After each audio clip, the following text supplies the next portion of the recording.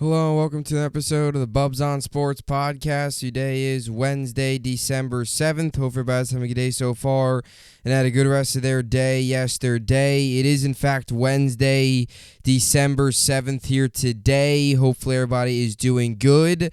I know I am. If you're a New York Yankees fan today, you are pumped up as they lock up Aaron Judge for the rest of his career.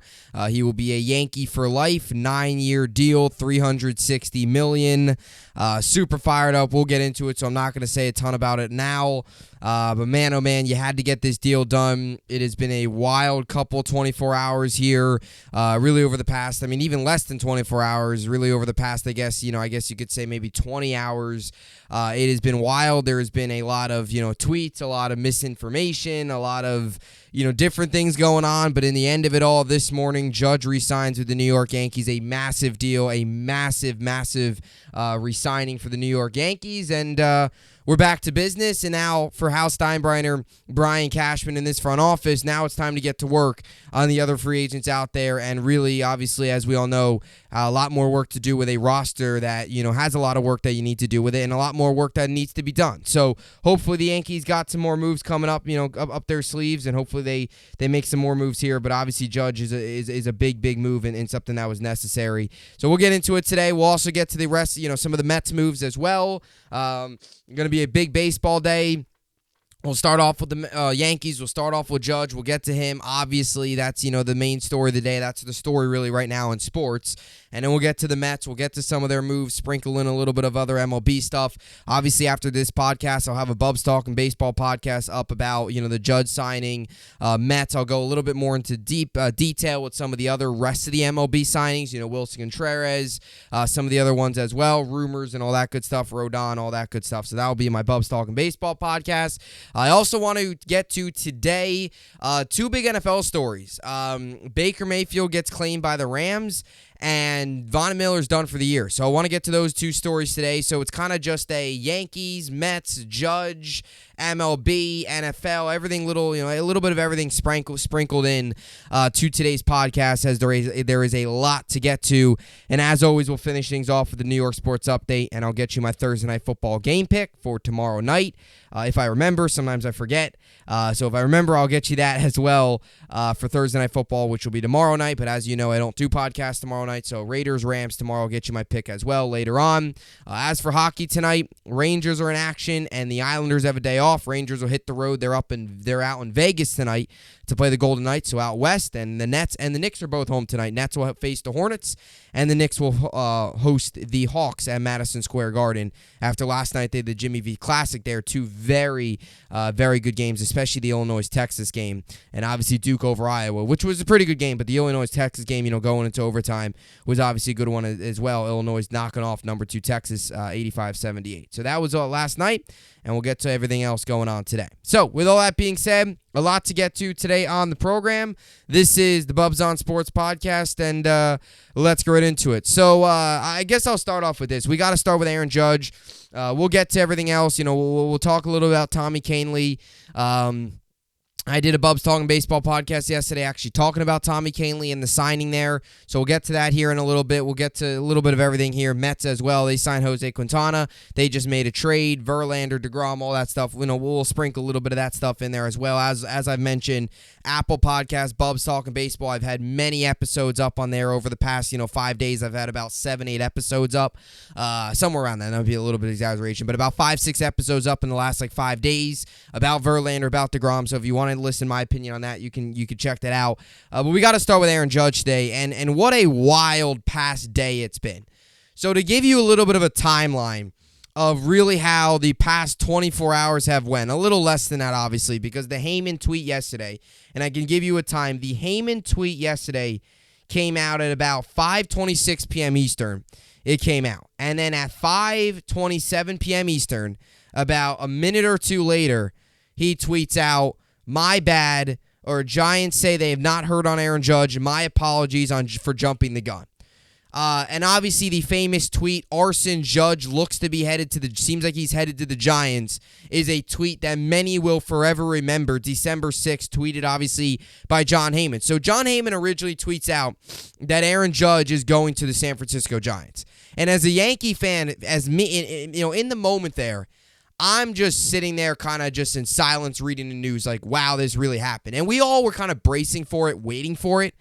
But it's like we were all kind of like, it's one of those things where it's like when it happens, it's even worse than you could have imagined. Because it's like this guy just hit 62 home runs. He's the face of the franchise. He represents everything it is to be a New York Yankee. If he stays, if we extend him, he's probably going to be, 99 is probably going to be in Monument Park the one day. Most likely, he is the next Yankee captain. All these things that come into play when you're talking about Aaron Judge, and you're like, he's gone.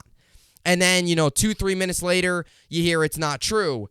And then you're waiting the rest of the night to hear something else. You're waiting the rest of the night to hear that he's signing with somebody or whatever it is. Boone and Cashman, or Boone talks. He says he really doesn't know. And everything's going on. It's a crazy sequence. Really in an hour, a lot went down. And Judge at the end of last night was still a free agent, and he was still unsigned. And then you go into today, and you're like, today he's got to be signed. Now, over the past couple days, everybody has said, about 2 days ago, everybody said that he's going to sign within the winter meetings. Today is obviously the final day of the winter meetings, and obviously a lot of moves have gone down today already. Judge, as you all know, being the biggest one.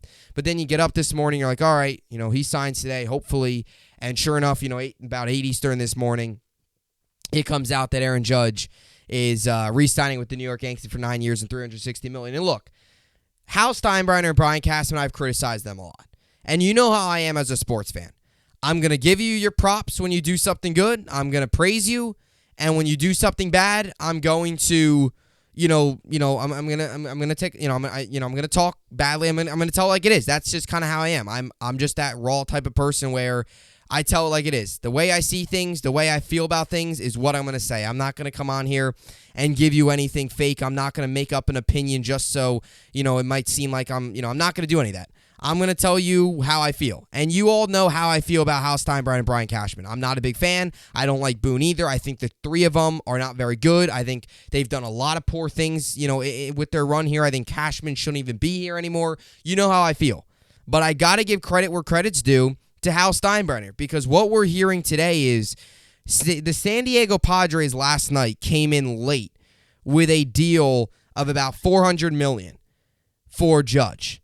And they came in late. Like, they came in late to the party. And actually, what we're hearing today is that the finalists was actually the Padres. The Padres, because the Padres got, last night, supposedly, the Padres came in and offered Judge a massive $400 million deal. And Judge or Hal ended up calling up Judge, or Judge called up Hal, or something like that. And he said, hey, look, what will it take for us to give you, what will it take for you to be a New York Yankee? And Judge said, you know what, 9 years, $360 million, and Hal got the job done. And at the end of this all, Judge took less money to be with the Yankees, and he didn't take more money to be with San Diego. He took less money to be with the Yankees because he wants to be here. He wants to be a Yankee. He likes it here. He loves his teammates. He wants to do something special here.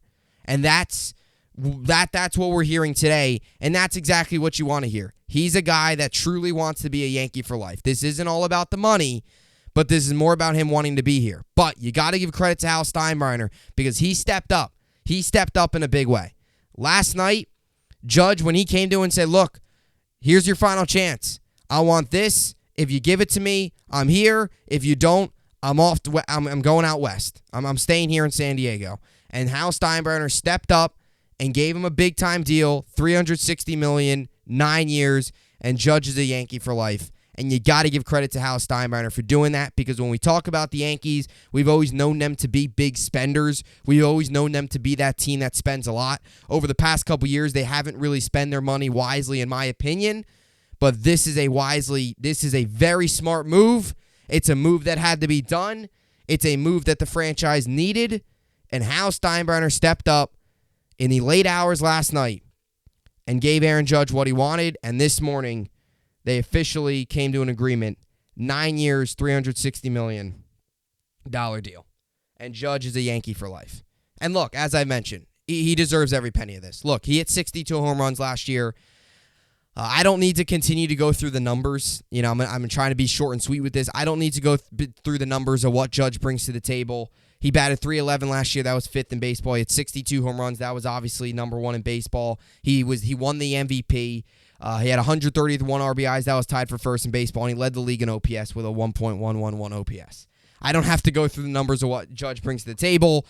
He's completely thrown out the window of he's completely taken the injury concerns and thrown them out the window. The past 2 years, he's played 148 games, and last year he played 157 games. So he's completely taken the injury concerns, thrown them out the window, and at 30 years old, he's going to be 31 in April. He's playing the best baseball of his career, and he's got 9, in my opinion, he's got 9 very good years left, and the Yankees are going to get him for 9 more years, and it will take him up until he's about 39, 40 years old. And at the end of that, he'll be most likely sailing off into the sunset as a Yankee for life, and most likely will be leaving the Yankees, waiting for a spot in Monument Park, and is the team captain. And that's what we're hearing is most likely the Yankees are going to make him the captain. The last captain for the New York Yankees was obviously Derek Jeter. But again, this had to be done. Face of the franchise, does everything right. He represents what it's like to be a Yankee. He's humble. He's liked in the locker room. I mean, you see the outpouring of support he got.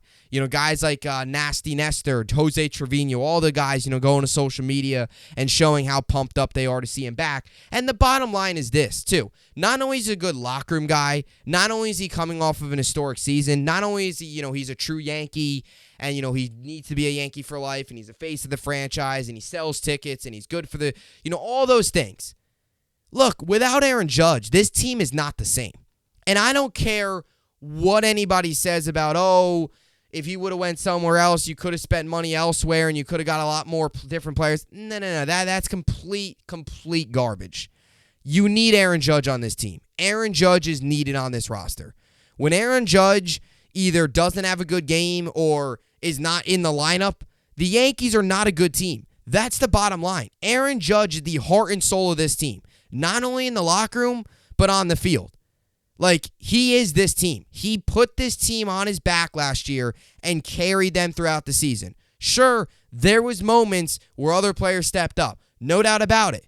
But for the most part, Aaron Judge, without him, this Yankee team is nowhere close to being the team that they were. This Yankee team is nowhere close to an 100-win team. Nowhere close. They just aren't. Aaron Judge is, again, the best player on this team, and when you take him out, this team is not the same. And that was the point, too, that I think the Yankees got and how Steinbrenner got, too, is, look, if Judge would have went, nobody else would have been able to fill his shoes. Even if you would have made a trade for Brian Reynolds and bring in Brandon Nimmo, it wouldn't have been the same. Aaron Judge is a generational talent. He is somebody that you're not going to be able to replace. That's why I hate some people say, that's why I hate some of the people that say, compare him to Mookie Betts. Like, the Red Sox got rid of Mookie Betts. They brought in Alex Verdugo and look at him now. No.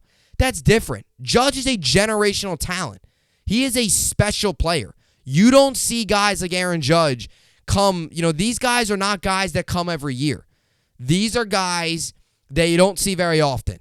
The Mike Trouts of the world, Judges of the world, Harpers of the world. These are players that come and they go, but they don't come very consistently. They are solid for their entire career, and you might not see another player like them for a very long time. That's a generational talent. That's what Aaron Judge is. So without him on this team, this Yankee team's simply not good enough. You needed to re-sign him. Yankees did it. Let's go. He's back. Now, the work's not done for the New York Yankees. They still got a lot of work to do. They got to re-sign Andrew Benintendi. I think they got to do that. Re-sign him. I would love to sign Carlos Rodon. There's a lot of reports out there that Carlos Rodon and the New York Yankees have a lot of mutual interest. That could just be that's what the reports I'm hearing. What the reports you're hearing out there. It seems like they're definitely close to a deal. We'll see if that comes true. Look, the Yankees now. You look, it's Bader in center, it's Judge in right, and left field still undecided. Whether the Yankees go out and trade for Brian Reynolds, whether they bring back Benintendi, whether they do both, I still think the Yankees need to bring back Benintendi. So your outfield is Benny, Bader, Judge, which is to me very good. Bring in Rodon. If you bring in Rodon, the Yankees probably have the best pitching staff in all baseball, in my opinion. And then if you bring in another player, whether that's trading Glaber for another player, probably not an arm, another bullpen guy. You obviously brought in Tommy Kahnle already. Maybe you go out for Correa, Trey Turner, obviously to the Phillies, so he's no longer available. Bogarts, maybe, we'll see. But the Yankees still have a lot of work to do. But Judge is much needed. You could always go Peraza and Volpe at short and second. You could always do that too. Go a little younger. Trade Donaldson, trade Hicks. My plan still's in place. I would still trade Donaldson. I would still trade Hicks. I would move IK after third. I would still, in my opinion, I would still trade Glaber for whether that's another young piece, a utility guy, a bullpen arm. If you get Rodon, there's no need to trade for Glaber for a starting pitcher. So maybe you trade Glaber for a better bullpen arm. You could do that. And then you maybe still could go after a shortstop. Do you go after Correa and then bring in Peraza and Bennett? Do you bring in Peraza and Volpe to compete for the second base? Do you have, Peraza sit behind Correa? I think Volpe's probably going to play second next season. That's how I kind of see it if they do go Peraza, Volpe. Or do you trade Volpe and maybe bring in Brian Reynolds? And then that would put Volpe at, or trade Peraza, not Volpe. Trade Peraza and bring in Reynolds. We'll see. We'll see what the Yankees do. But there's still a lot of work to be done. But this was the number one. So you re-sign Rizzo. You re-sign Judge. Tyone's gone. That doesn't really matter, though. That doesn't really affect us. Good for Tyone. Goes to Chicago. He gets a big deal. Yankees aren't going to pay, Tyone $60+ million for 4 years. They're just not going to do it. Nor is he, on a team like the Yankees, is worth it. Cubs, more of a rebuilding team, although I don't think they're that far away from competing. I think the roster is actually pretty good. That's just my opinion. But, for a rebuilding team for the Cubs, I think that's a smart move for Tyone, smart move for the Cubs. But for the Yankees, they need him. But if the Yankees get Rodon, look at their rotation. It would be Cole, Rodon, which would be an excellent 1-2 punch. Nasty, Sevy, Montes. And you can make the argument that, a guy like a Pablo Lopez, if they make a trade for him, could even take a spot for Montes. Maybe the Yankees really go big and bring in Pablo Lopez. Or they could just say, look, Montes, let's see what he can do healthy. If he's not playing well, you can always make a move at the deadline. Maybe that's the how the Yankees do it. Or they say, look, we got Schmidt, we got Herman. If Montes starts to struggle, you could always slot one of those guys in the back end of that rotation. So it'll be interesting, but it's a very big move for the Yankees. It is an awesome move. Got the Judge shirt on. I mean, he's an MVP. He's a Yankee through and through, and it had to be done, and they made it, and they got it done. And credit to Hal, credit to this Yankee front office for getting the deal done. And again, he wanted more money. Yankees gave it to him, and it shows how much Judge wants to be a Yankee. He declined $400+ million from the Padres to come play for the Yankees because he wants to be here. He wants to do something special here. And that's why he is back. Aaron Judge, all rise. Let's go. All right, so now we move on here to a little bit of the New York Mets as they have made a sprinkle of moves. I think Mets fans are, it's been an interesting offseason for the Mets so far. Obviously, they signed Edwin Diaz to the massive deal, which was a really big move, and then they lose. DeGrom, which was obviously tough for a lot of Met fans, and then they signed Verlander, 3 days later. Steve Cohen wasted no time. And today they signed Jose Quintana to fill up a rotation spot. And then they also signed Brooks Raley, who was a much-needed bullpen arm to a bullpen that is in a lot of need. By the way, Yankees also signed Kahnle. I talked more about that yesterday. Good for the Yankees. Played with them, knows the market, been in the locker room. Very good change-up pitcher, fastball as well mixed in. Very good pitcher, a veteran, good pitcher that we needed for an inexperienced bullpen, especially last season in the postseason. So that's a good move for the Yankees. But the Mets, as I mentioned, signed Jose Quintana to a 2 years, $26 million deal to help shore up the rotation a little bit. So when you look at the Mets rotation now, without DeGrom and Taijuan Walker yesterday signed with the Phillies, which is tough. I think he was a solid arm last year for the Mets. He's been a solid arm for the past couple seasons for them. But this is what you're looking at in terms of the Mets starting rotation. Obviously, Bassett is still a free agent. So you're looking at the rotation, you're saying it's Verlander, Scherzer as your 1-2 punch. Number 3 is probably Jose Quintana. 4 is probably Carrasco. 5 is maybe David Peterson.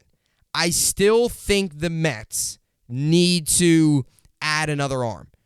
I still think they should re-sign Chris Bassett. Now, that's what he's asking for. If he's asking for a ton, don't re-sign him. He's a good pitcher, but he's not a guy that you're going to go above and beyond for a number 3 and number 4 type starter. I still do think the Mets need one more arm. And I said this the other day. If the Mets go out and sign Carlos Rodon, that is an A-plus home run of a free agency for Steve Cohen. Bringing in Verlander, bringing in Quintana, who, by the way, is a good under-the-radar pitcher. He's a solid number 3, number 4. He's not a number 2, he's not a number 1, but the Mets don't need him to be. They got DeGrom and Scherzer, or Scherzer and Verlander. Got to get used to saying that. All year last year we were saying, oh, they got Scherzer and DeGrom. Now we got to say they got Scherzer and Verlander. But they got Scherzer and Verlander. Quintana's a solid move, but I still think it's smarter for the Mets to go out and sign another arm. And again, if you get Rodon, you're looking at it and you say you have possibly 3 aces, Carrasco and Quintana at the bottom of your rotation. That is a very good rotation. Very good. If you maybe make a trade, maybe, I don't know, just a guy like a Pablo Lopez or one of those names, very good. But if you go out and get Rodon, that's even bigger. I know the Mets had some interest in Tyone. In a way, it doesn't seem like, I don't know, I don't get this feeling that they're going to go out and make another huge pitching move. As we all know, they just traded for Brooks Raley, who I think is I love that move for the Mets, actually. Lefty. The Mets didn't have many good lefties last year in the bullpen. And when you look at the Mets and you look at, their division rivals, getting guys like Harper, getting guys like Schwarber out, the Phillies, teams like that, they didn't have the lefties in their bullpen to do that. They didn't, You look at some of the lefties in the National League just in general. I mean, look at Freddie Freeman with the Dodgers, right? He's another guy. Like, the Mets don't have the lefties in their bullpen to be able to get guys out. Brooks Raley last season, lefty, and his stats against lefties, 154 batting average last year against lefties. Very good against lefties. A guy that they needed, and a guy that, as we all know, is obviously, a guy that needed, the Yankees needed, or the Mets last year searched all year for a lefty reliever. They couldn't find one, but to get that in Brooks Raley, they needed that, especially when you look at their division. And this is from Joel Sherman. It was a 155 batting average against lefties and a 483 OPS.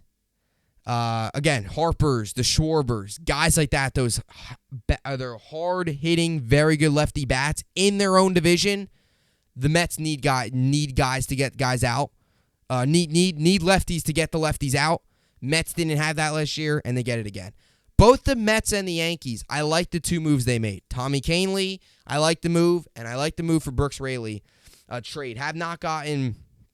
It was a small move for the trade. It was a small move. I have to look more into what Raley's contract looks like, but it's a good move, especially for a bullpen that is really looking for it.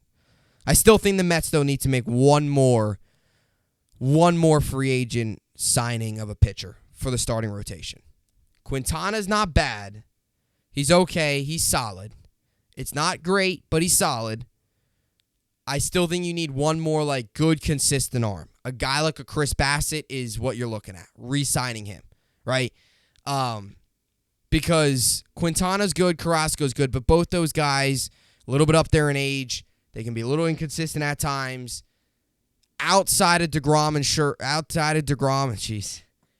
and Verlander, it's going to take a while to get used to that.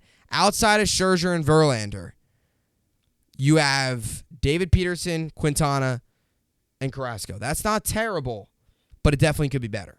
And there's definitely still more arms out there that I'm sure Stevie Cohen is not, afraid of spending more money to go out and pick some of those guys up. So it was good.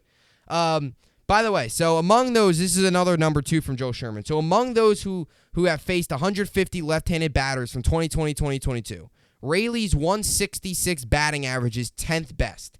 To give you some more numbers, Edwin Diaz is 1st, Jacob deGrom's is 4th, Verlander's 8th, Raley is 9th in on-base percentage against lefties, 226, and 7th in slugging percentage against them, 243.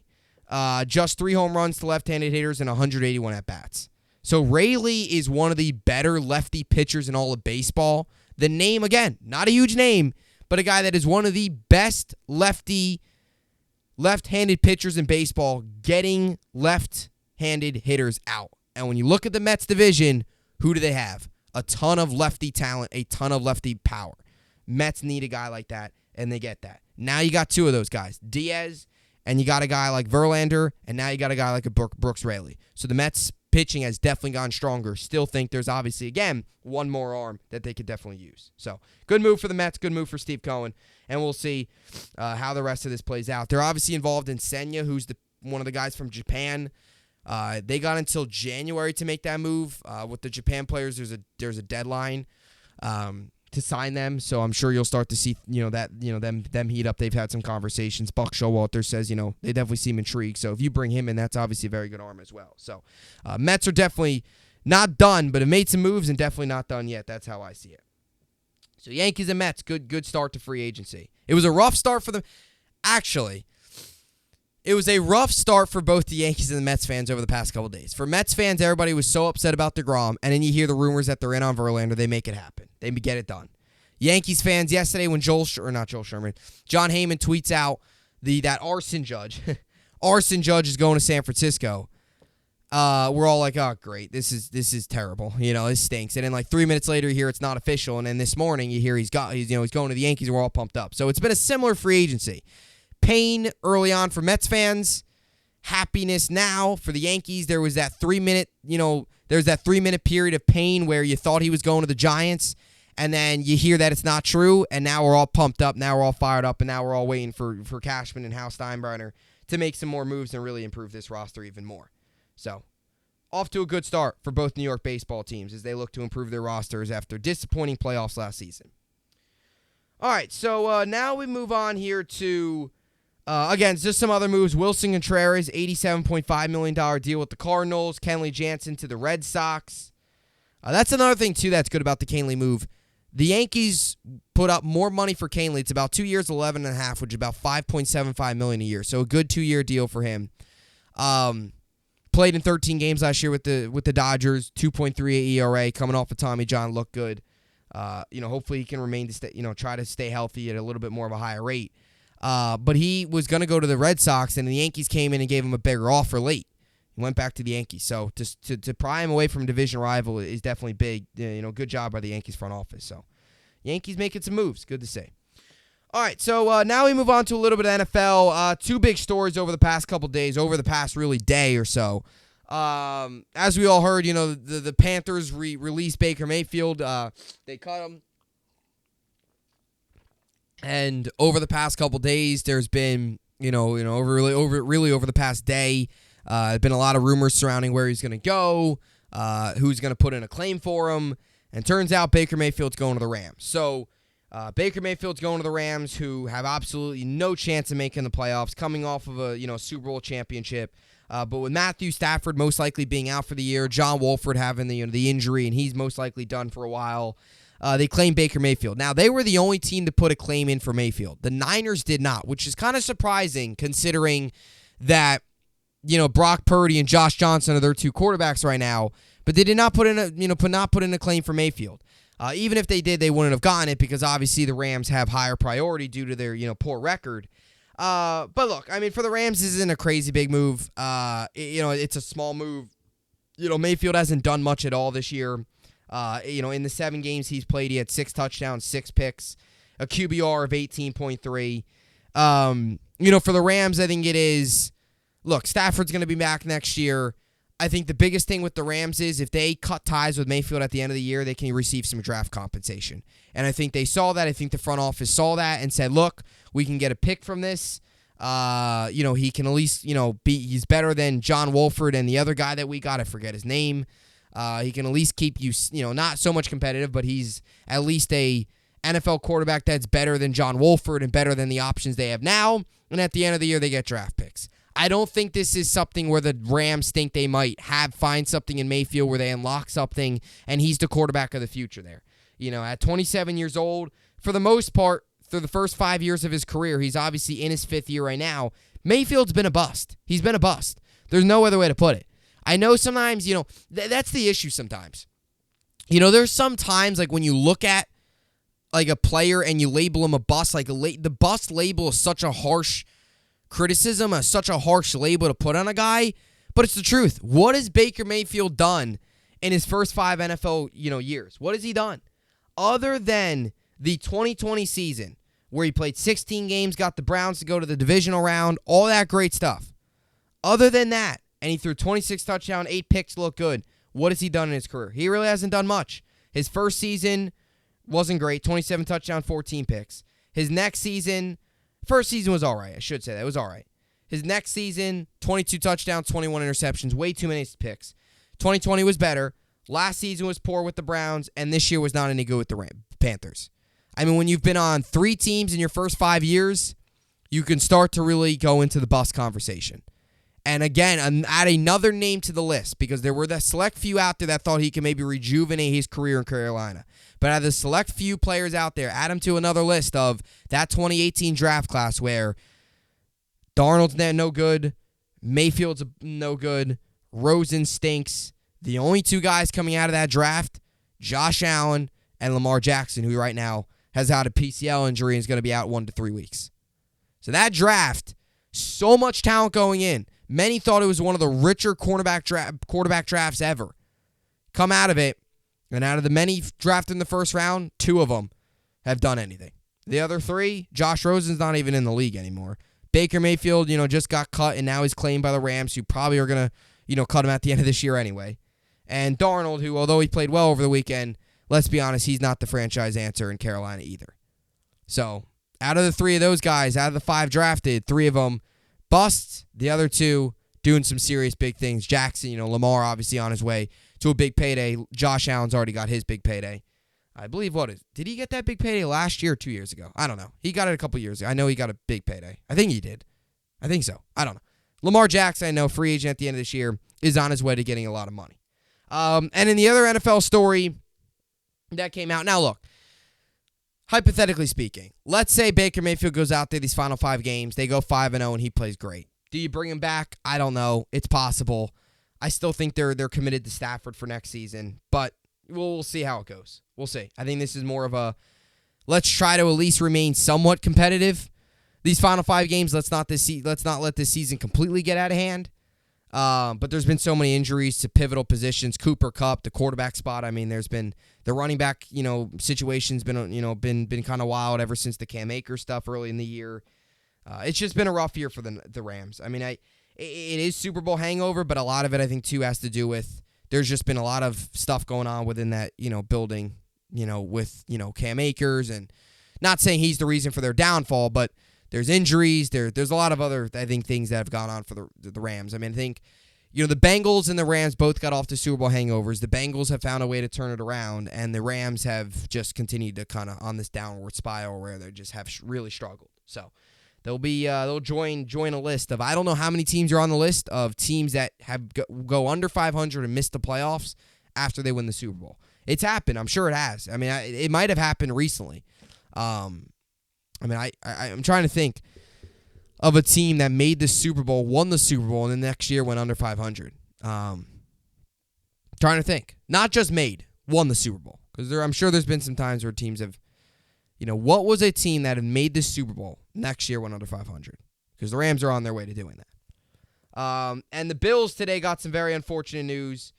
Von Miller's done for the year. And this has been a kind of a developing story where, a couple weeks ago, obviously again on Thanksgiving, hurt his knee. He hurt his knee.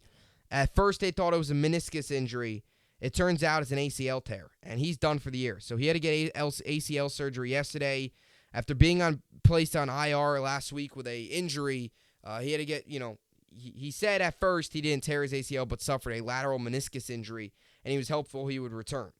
So that is not the case. The MRIs, all that stuff came back. His ACL blew out, and he had to get ACL surgery. So he's done for the year. This is a big loss for the Bills.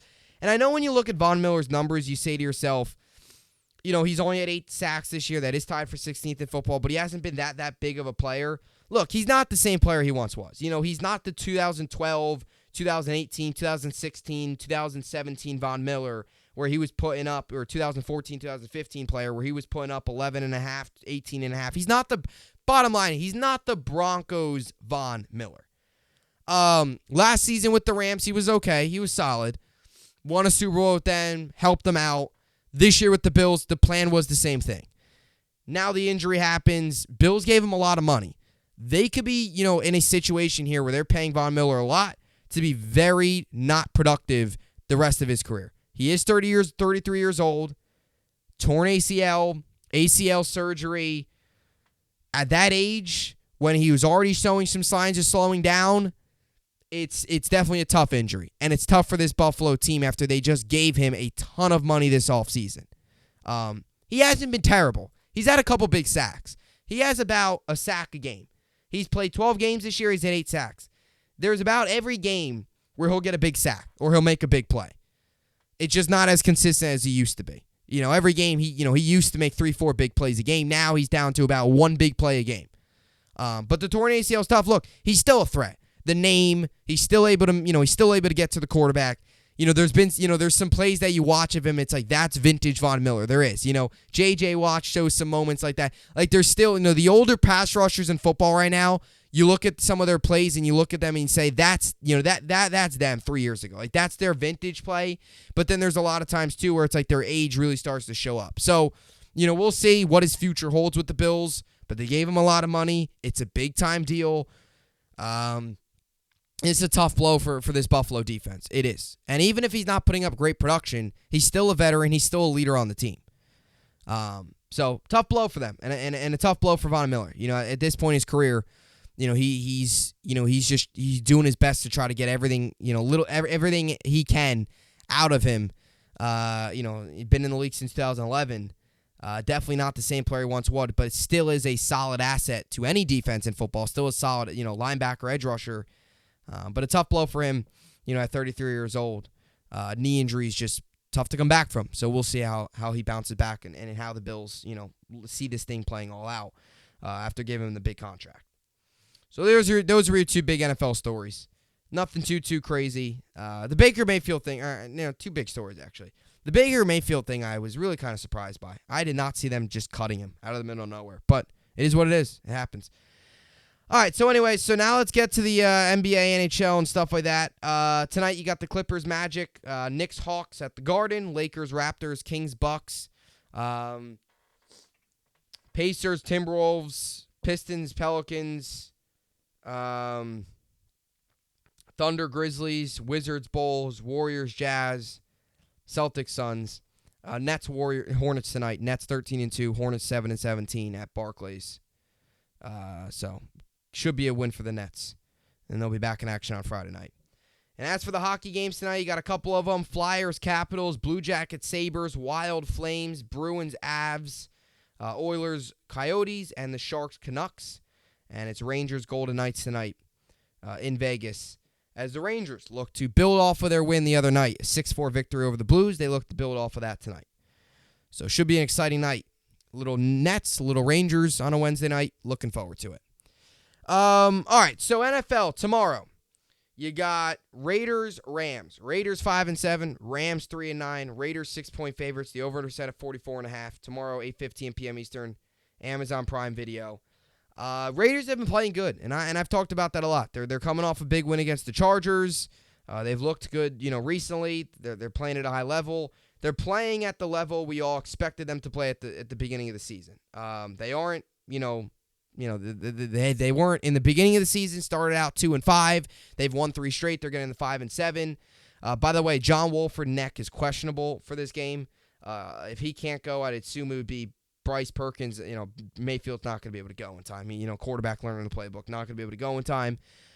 So it'd be most likely Wolford or Bryce Perkins versus Derek Carr. Look, Raiders come in this game 5-7. As I mentioned, Raiders can make a little bit of noise. They can make things a little interesting. After this, they got New England, Pittsburgh, San Francisco, and then Kansas City. You probably win this game. I think they will win this game. New England's beatable. If you get that, you're 7-7. Pittsburgh's beatable, you're 8-7. You go into your final 2 weeks of the season. Niners, Chiefs. Niners, Brock Purdy. What are they going to be? Chiefs, do you get them benching them? Any starters? It'll be interesting. It really will be. I think the Chiefs and the Bills will be battling it out for first in the AFC. Really, the final couple weeks of the season. So I don't think you'll get that. But I could see the Raiders getting to the 8-win mark. I could see them winning 3 of their final 5 and making something out of the season, even though the rough start. But I'm going to take the Raiders in this game. Look, as I mentioned, I've labeled things off. I just went through the list of the things wrong with the Rams. Injuries, really no quarterback. They've got issues. They're not playing well. They are 3-9. The Raiders are hot. I see the Raiders winning this game, and I see them winning this game big time. 90% of people think Vegas wins this game. I'm going to take the Raiders. I'm going to take them big time. Give me the Raiders. 27-13 Raiders win. I think they cover the 6 points. I'll take the Raiders. I'll take the over on the over-under. Or under on the under of 44.5. And I got the Raiders winning and covering on Thursday night. So that's my game pick for tomorrow night. So that will do it. Good podcast in the books. I'll have a Bubbs Talking Baseball podcast up here in a little bit. As a matter of fact, I said this the other day, I might actually just end this video and start recording a Bubbs Talking Baseball podcast. I'll get to Judge. I'll get to the Mets. I'll get to Quintana. I'll get to some other things here and there. I'll also get to Wilson Contreras and obviously some of the other moves as well. And the Rodon rumors and a packed Bubbs Talking Baseball podcast coming up. So stay tuned for that. And as always, hope you enjoyed it. And thanks for watching.